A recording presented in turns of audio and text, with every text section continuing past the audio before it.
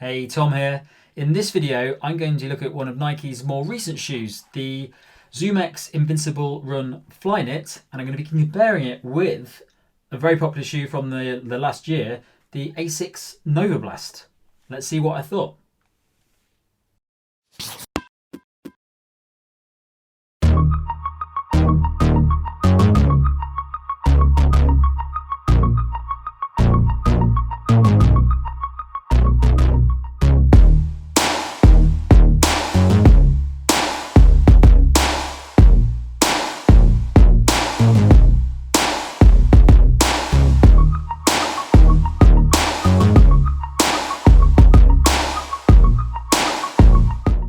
Before we start, we received our early samples of the ZoomX Invincible shoe from the team over at SportsShoes. We're not paid by SportsShoes to do this, and we can say whatever we want about the shoe to make sure that it's a fair review.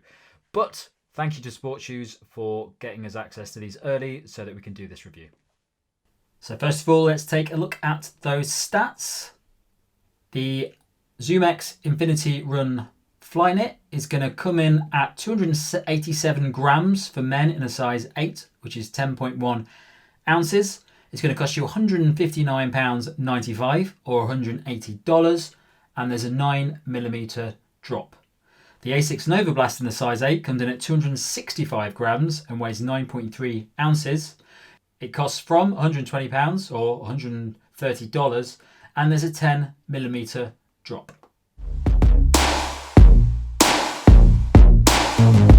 So I picked both of these shoes to do a comparison on because the main focus of these shoes is bouncy cushioning, basically. And in many ways, they are quite similar shoes. The Novablast has FFBlast in it, which is this kind of soft, spongy material in the midsole, which does a really nice job at kind of deadening the impact and offering a nice bit of responsive bounce to it as you're running. The ZoomX Invincible Run Flyknit, it uses ZoomX foam, which is largely used in a lot of Nike's performance shoes like the Vaporfly X% and the Alphafly X%. It's also used in the Pegasus Turbo along with other materials. It's not the only midsole foam in there, and the same goes for the Tempo X%. Both of these shoes have midsole foam in them that isn't particularly stable or firm, and you'll notice that the Novablast FFBlast midsole there, it's got a quite high stack, but also it's still quite a thin shoe, so there's not a lot of support that sits at the bottom of there. Nike's Invincible Run Flyknit is, you'll see here, the way they've got around this lack of stability is by adding in this really wide, thick midsole here, which kind of deadens a lot of the impact as you hit the floor that the Novablast doesn't have. So the difference between the widths on those two shoes is quite high. So let's have a look at those uppers as well. So the Invincible Run has this kind of Flyknit upper, which is not dissimilar to what you'll have seen in other Nike shoes, but it's a little bit more rigid and structured. It feels like it's made to be a bit firmer when your foot's in and you want to get a nice lockdown fit. There's also a kind of rubberized heel clip that sits above the ZoomX foam around the heel section here, designed to hold it in place so it's not moving around too much. There's these thick flat laces which are made for getting a really nice lockdown, easy to pull on fit. The tongue is quite well padded and fits really nicely into the shoe, so that once you've got your foot in, it feels like it's cradling it quite nicely, and it's nicely cushioned all the way around.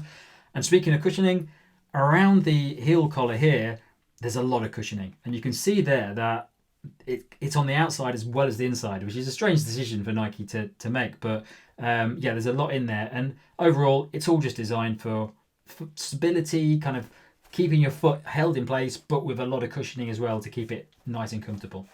And the Novablast, it has kind of mesh upper, which is quite similar in thickness to the Invincible Run. It's designed to be breathable. It's perfectly comfortable as well.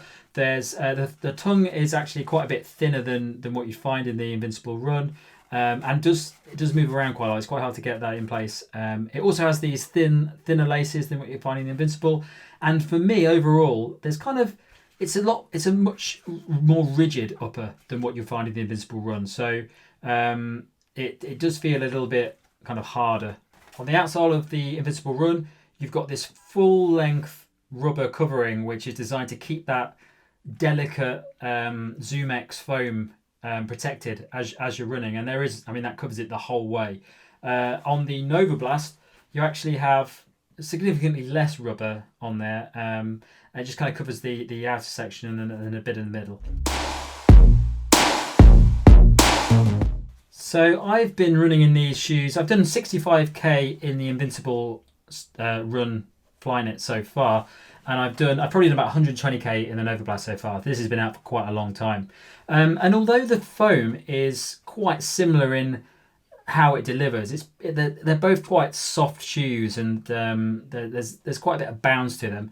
I don't think they are the same sort of shoe. They do deliver a different experience from what you'd expect. So if you're looking at these two shoes as the same thing, they're not. The Invincible Run is just really soft. It's, as you'd expect from ZoomX foam, it just feels like stepping into marshmallows every time you run, but with a nice bit of bounce along with it.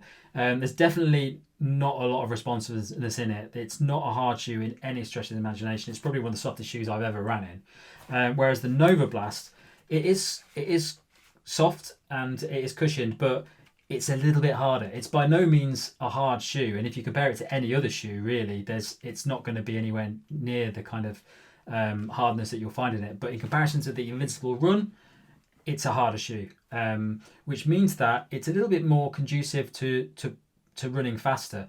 I found with the Invincible Run Flyknit that for kind of longer runs, slower runs where I wasn't worried about time, and recovery runs, it just did a brilliant job. I did a run, not in these shoes. I did a speed training session, and the next day I was really struggling.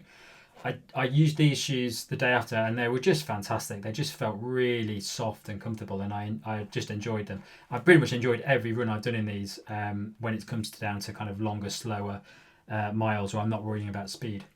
The Novablast is actually a little bit more versatile, so you do still get that kind of bouncy, cushioning comfort, but I do find that you can go a bit faster in this, and it is a little bit more.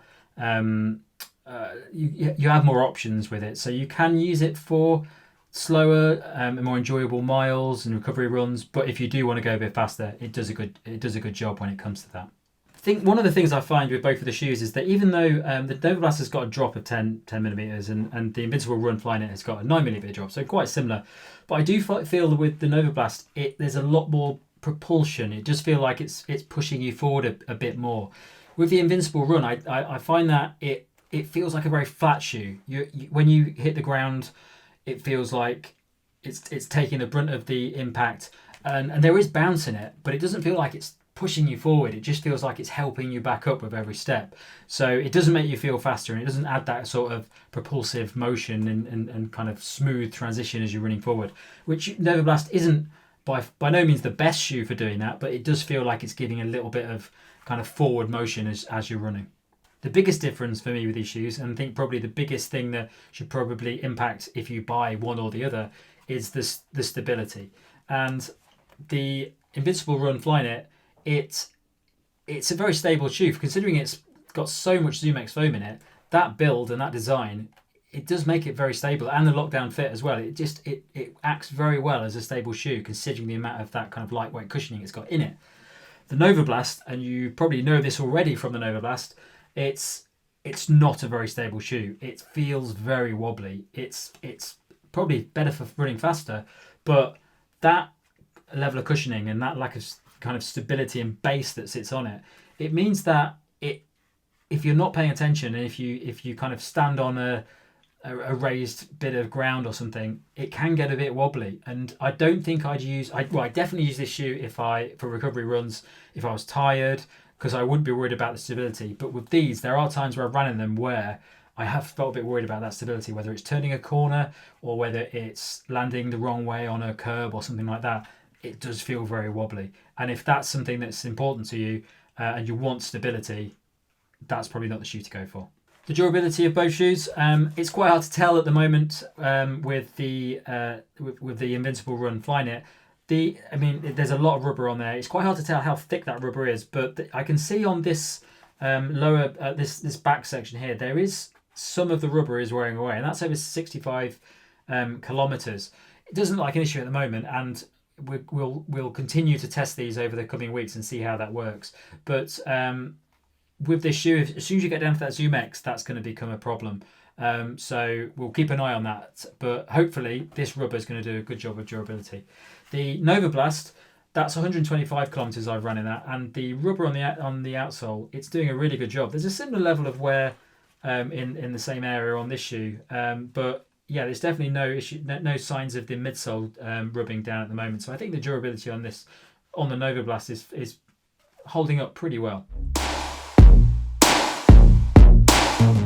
So I've been running in both of these shoes this week quite a bit to kind of get a good gauge of how they work and what the comparison is. And I think that although obviously they've got a lot of cushioning in them and they sound like similar shoes, I don't think they are. I think I've realised that the Invincible Run Flyknit, it's just a really good recovery shoe, slow run shoe where you just want to go out and just have comfort and not worry about aches and pains in your legs or anything like that, but also have stability in it as well. It's just great for that. You want stability if you're tired, your legs are aching, you don't have to worry about that. Whereas even though it's got quite a lot of cushioning in it, the Novablast it's really a lot more versatile. You do get that feeling of comfort and cushioning as you're running.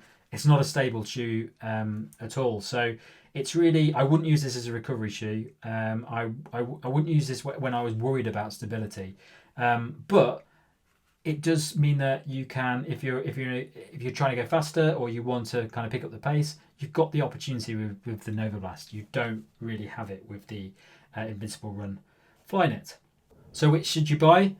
I think it ultimately comes down to the specific type of shoe you want. I don't think either of these is going to fill the same hole in your running quiver. If you're the kind of person that just wants to do running for comfort and you just want to tick off the miles, and every run you want to go out there and enjoy it and just make sure that you're keeping your legs nice and safe and you're in comfort the whole time, I think this is a great shoe for that, and that's a very specific use case for it. I think the Novablast is probably better designed if you want something that's a little bit more versatile. It also comes in quite a bit cheaper. So if this is around £160, this starts at £120, which is quite a big difference, especially because then you get the versatility of that shoe. So if you're looking for one shoe, I'd probably go for that one because of the value of it. If you're looking for a designated recovery, slow run, comfort shoe in your collection, I think this is a great option. I don't think I've found another shoe that does a job as good as this, but it is a very specific purpose. So you need to bear that in mind when you're looking at these shoes. So that's it from us. Thanks a lot for watching. Don't forget to take a look at all the other things that we've got on the channel, from the latest headphones and running watches to all the different trail shoes and running shoes that are coming out at the moment. Don't forget to like and subscribe and click that little bell icon, and we'll see you soon. Thanks a lot.